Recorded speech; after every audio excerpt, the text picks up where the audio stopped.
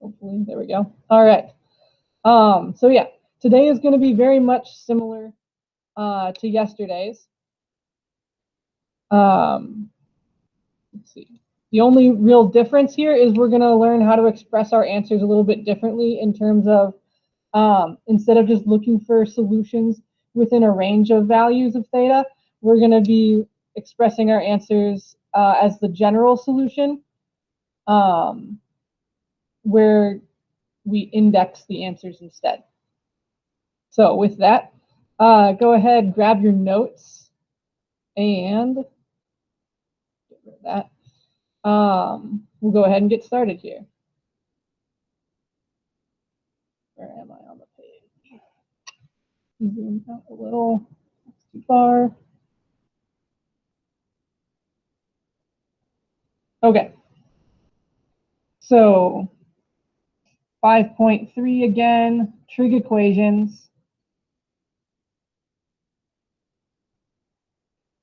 So we're going to be solving the same kind of equations. We're just going to be expressing our answer a little bit differently. So let's start with looking at the same one that we looked at yesterday first. We had sine of theta equals 1/2. And it was between, let's look between 0 less than or equal theta, or just kidding. Well, we did look at it. Let's remind ourselves of what we looked at. 0 less than or equal theta less than 2 pi. So when we solved this one, we looked at the unit circle and went, okay, sine of theta was 1/2 at, it was pi over 6, and then it was also over at 5 pi over 6.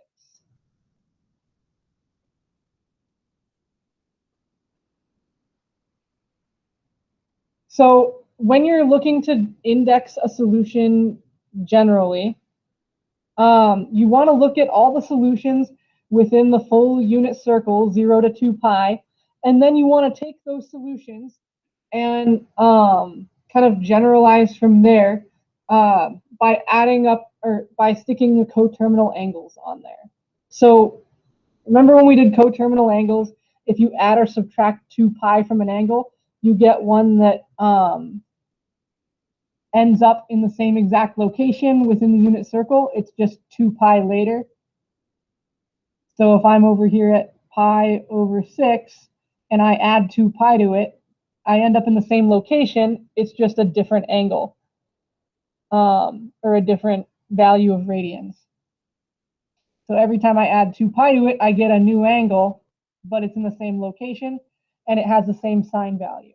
So that's what we want to express. There are actually infinitely many solutions to this equation if you don't restrain yourself to only looking or constrain yourself to only looking at values between 0 and 2 pi.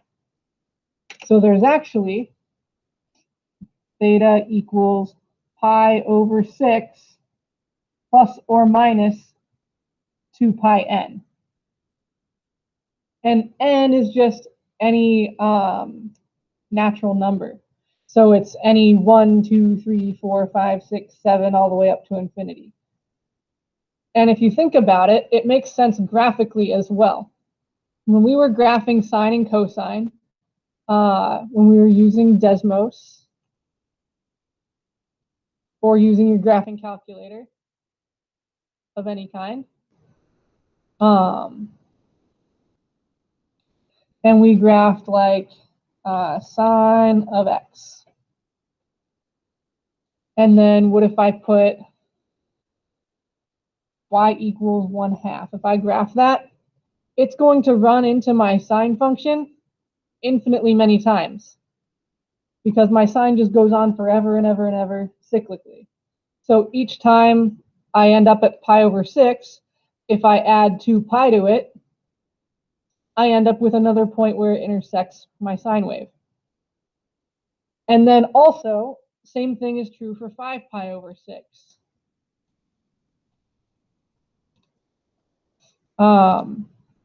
So I can do the same thing. Theta is also equal to 5 pi over 6 plus or minus 2 pi n.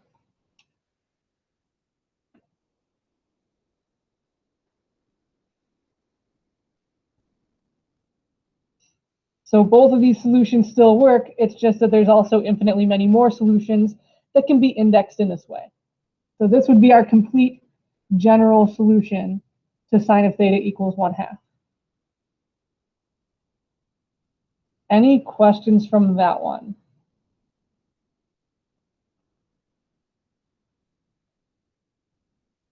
Any numbers we're not sure where they came from?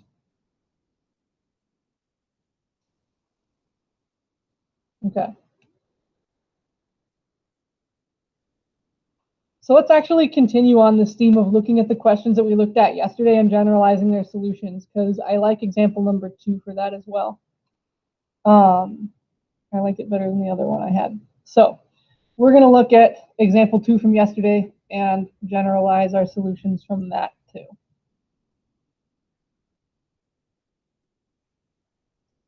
And then we'll look at some different ones so that we get more practice with solving these. But what if we had 3 tangent squared theta equals 1? So yesterday we solved this. We divided by 3 on both sides, and we got tangent squared equals 1/3. And then we took the square root on both sides and got that tangent is equal to plus or minus root 3 over 3 was what happened when we rationalized it and everything. And then we knew that from the unit circle, tangent is sine over cosine, which is y over x on your unit circle. So we got solutions of pi over 6. And then we had the solution over here of 7 pi over 6. And then we had a solution at 5 pi over 6. And then the solution over here at 11 pi over 6. So those were all of the places where tangent is either positive root 3 over 3 or negative root 3 over 3. And so we listed out all 4 of those solutions. When I go to index these ones, there's something interesting about them. I could go through and index 4 different values of theta here, plus or minus 2 pi n. But does anyone see what these have in common? Particularly, what do the green ones, how far apart are they? Or the pinkish ones, how far apart are they around the unit circle? Anyone see it?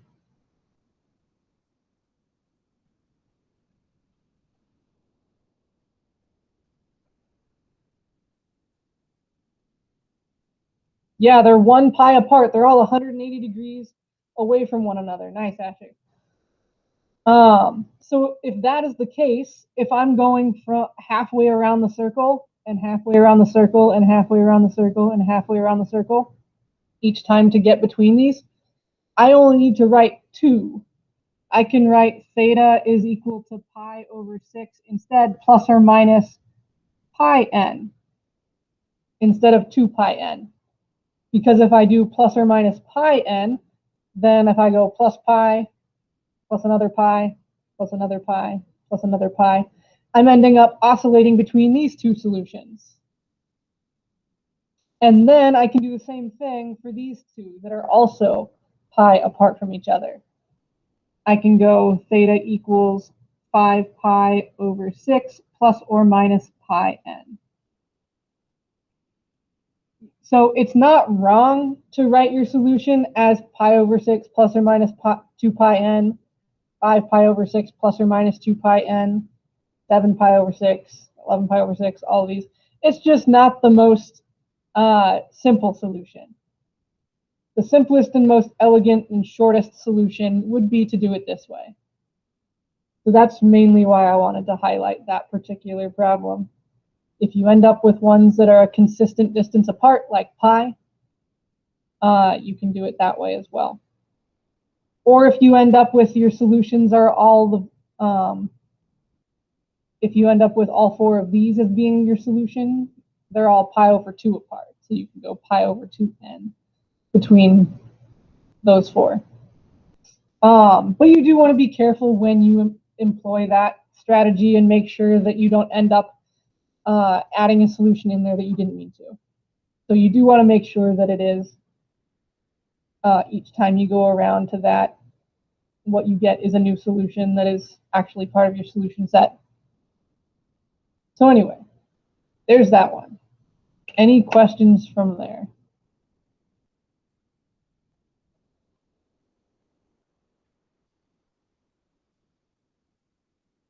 Okay, let's do one more and then I'll have you guys try one. Let's do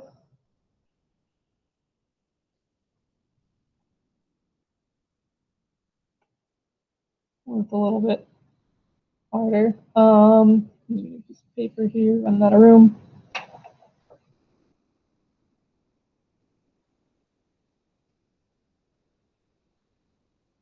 Or at least one that involves some factoring or something. Get some practice with that, or some trig identities or something. Let's do, I think I did this one yesterday. Double check.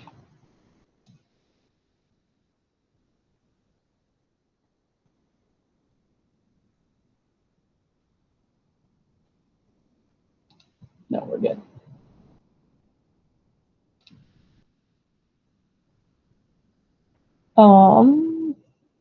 Cotangent squared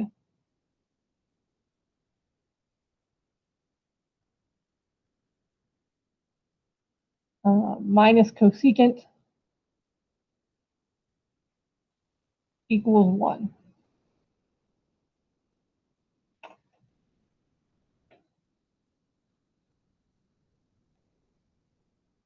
And we're going to find the general solutions. Okay. So cotangent squared minus cosecant equals 1. Well, we know I can't really factor this. We have two different trig things going on here. There's nothing I can really pull out. But cotangent and cosecant have a special relationship if you think about Pythagorean identities. So this is going to be one that's kind of like one we did yesterday, involving a Pythagorean identity and replacing it in an equation. So we remember our Pythagorean identity. If we don't remember, at least if you remember sine squared plus cosine squared equals 1, you can derive the other ones from it. So if I went and divided by sine everywhere, or sine squared everywhere,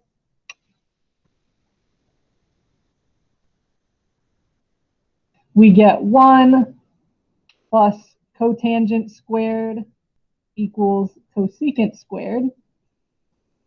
So if I want to get cotangent by itself, we get cosecant squared minus 1. So now I know that I can replace cotangent squared in this equation with cosecant squared minus 1.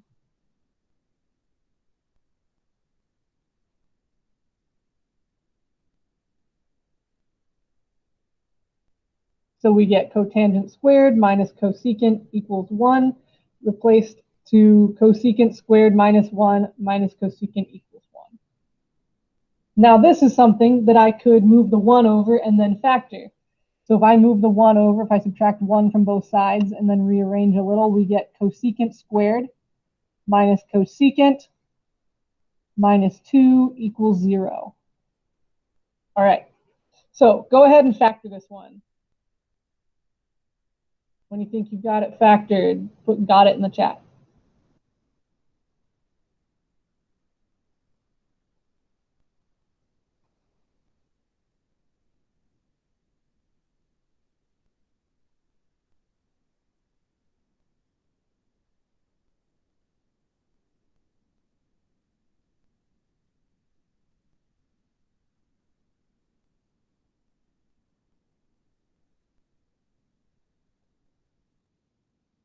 All right, we got one.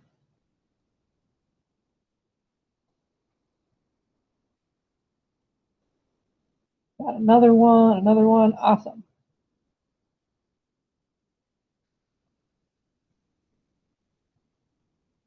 So for those of you who factored, you should get cosecant minus 2 and cosecant plus 1. That's what you got. You factored correctly. So we look for things that multiply to -2 and add to -1, which would be -2 and +1. And then we put cosecant in the front, and then the numbers on the other end. Okay, so now we set each of these individually equal to 0. So cosecant theta minus 2 equals 0, and cosecant theta plus 1 equals 0. So we get cosecant equals 2, and cosecant equals -1. And then it's easier to deal with sine and cosine at this point, and cosecant is 1 over sine. So if cosecant is 2, that means that sine is 1/2. If cosecant is -1, that means that sine is also -1, since sine since -1 is its own reciprocal. All right, so we're looking for places where sine is 1/2 and where sine is -1. So looking first between 0 and 2 pi to get all of our solutions around the unit circle. Well, we already had that from before. We had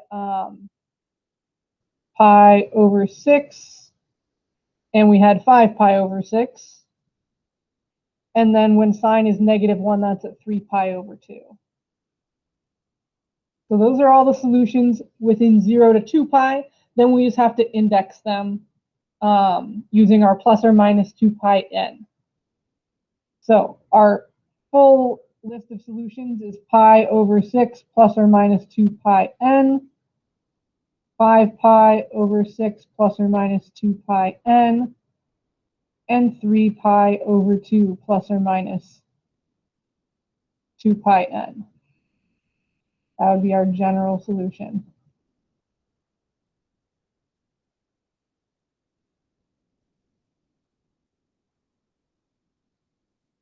Okay. Any questions from that one?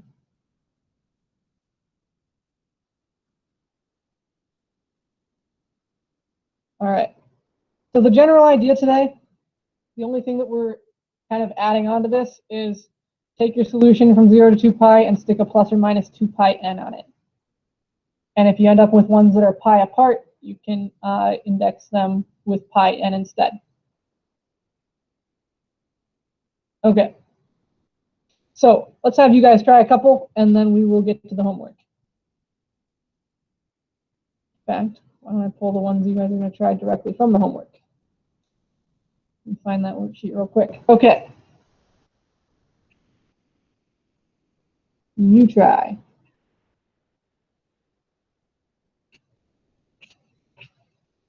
First one. We'll do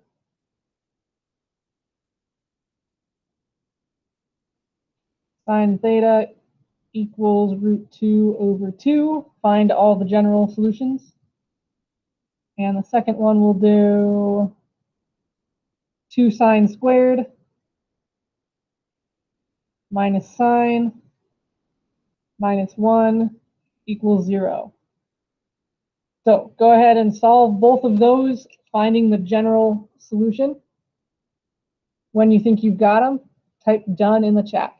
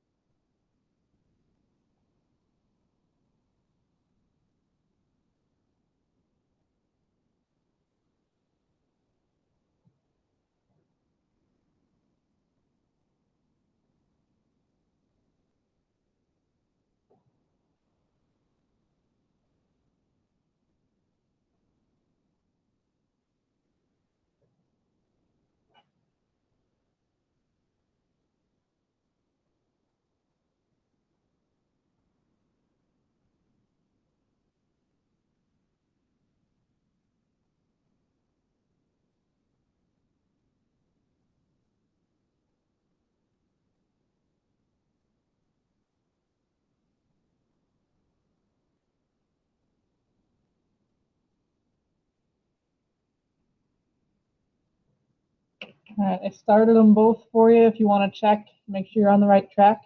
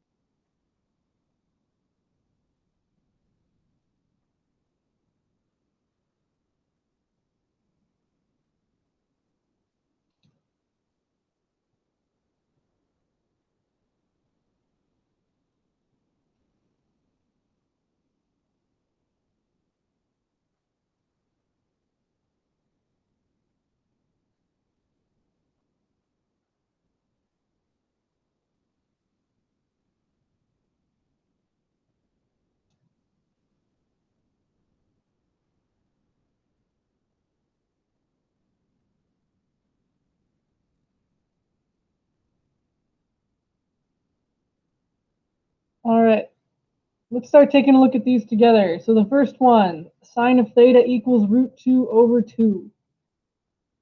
So we should have gotten pi over 4 and 3 pi over 4 as two solutions within 0 to 2 pi. That pi over 4, that's the first place where it's positive root 2 over 2. 3 pi over 4 is the next place where it's positive root 2 over 2. And then there are no other places where sine is positive root 2 over 2 within that first sweep of the unit circle. But then we want to index our solutions here. So we get pi over 4 plus or minus 2 pi n, and then 3 pi over 4 plus or minus 2 pi n. So those would be our two indexed solutions to the first one. Any questions from the first one? Anything we're not sure how we got it?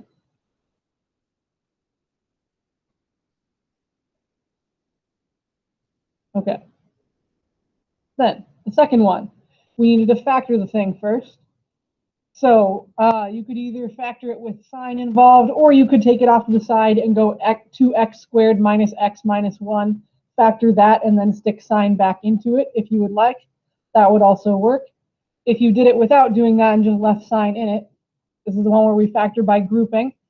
So we go 2 times negative 1, we get negative 2, and then we're looking for things that multiply to negative 2 and add to negative 1, which would be negative 2 and positive 1. So we get, splitting it up, we go 2 sine squared minus 2 sine plus sine minus 1 equals 0. We split it down the middle, and we factor out the greatest common factor from each group. So we factor out 2 sine here. So we get 2 sine theta times sine theta minus 1. And then this one, the greatest common factor is 1. So it's just 1 times sine theta minus 1. Then we factor out the sine theta minus 1 to get what's left is 2 sine theta plus 1. So then we have 2 sine theta plus 1 times sine theta minus 1. So now we're done factoring, and we set each thing individually equal to 0. So 2 sine theta plus 1 equals 0 means that sine of theta equals negative 1/2. The places where that happens is at 7 pi over 6 and 11 pi over 6. Then we also have sine theta minus 1 equals 0, which tells us then that sine is 1, which only happens at pi over 2. Then we want to index each of these solutions. So we're going to have 3 different things that we've indexed here. We have 7 pi over 6 plus or minus 2 pi n, 11 pi over 6 plus or minus 2 pi n, and pi over 2 plus or minus 2 pi n. So all 3 of these would be included in our solution. Any questions from the second one?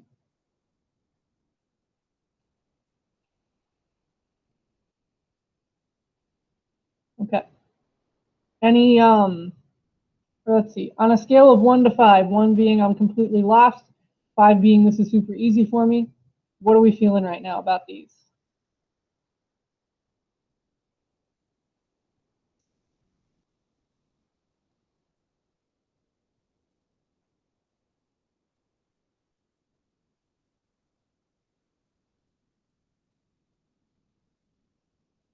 Okay. Mostly 4s. Anyone else have an opinion here? Everybody awake out there?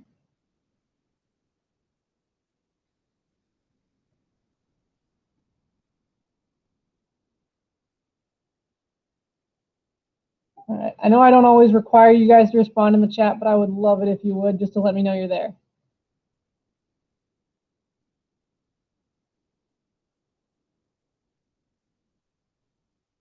All right.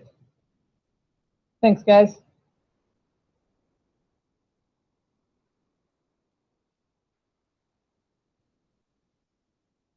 Then I think I'm going to post the assignment and let you guys go. So today's assignment is another worksheet.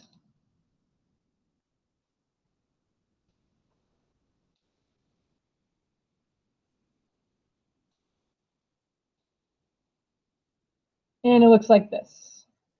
So it's kind of along the same lines as it was yesterday, except this time we are going to do both pages, since this flows a little nicer. Let's see.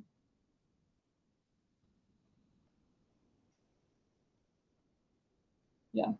Okay. Remember when you get ones where you have like 2 theta or 3x or x over 2, you just take whatever you got as a solution and then set your solution of what's supposed to be theta equal to this.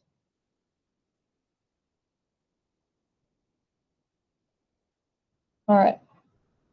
Then I will also post an exit ticket. Otherwise, if you would like to stick around and do more examples or look at any of the homework problems in particular, feel free to stick around. Otherwise, you guys are free to go and enjoy your weekend.